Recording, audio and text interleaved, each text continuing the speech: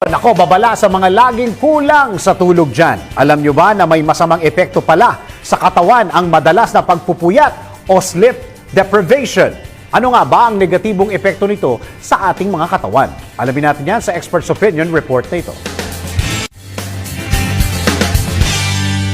Nasanay ka na ba na laging late matulog? Tipong lagi kang puyat o yung tinatawag na sleep deprivation? Naku, ayon sa Philippine Society of Sleep Medicine, malaking epekto ng pagpupuyat o sleep deprivation sa kalusugan. Ayon kay Dr. Michael Sarte, isang sleep medicine specialist, kapag nakakaranas ng kakulangan sa tulog ang tao, nagkakaroon nito ng sleep debt na ang ibig sabihin ay dapat itong mabayaran o mabawi dahil nakakahina ito ng immune system.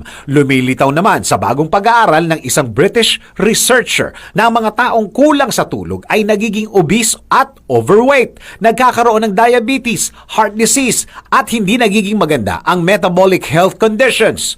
Ang kulang sa tulog ay nakakaapekto rin sa mood na nagre-resulta sa pagiging iritable at malungkutin. Kaya payo ng eksperto, maging tuloy-tuloy ang pagtulog. Iwasang gumamit ng gadgets bago matulog. Magkaroon ng komportabling tulugan at malamig na kapaligiran. Iwasang uminom ng kape sa gabi. Iwasang matulog sa hapon. At iwasang uminom ng alak dahil pinaiikli nito ang deep sleep na importante sa memory at rest ng brain. I-like po ang page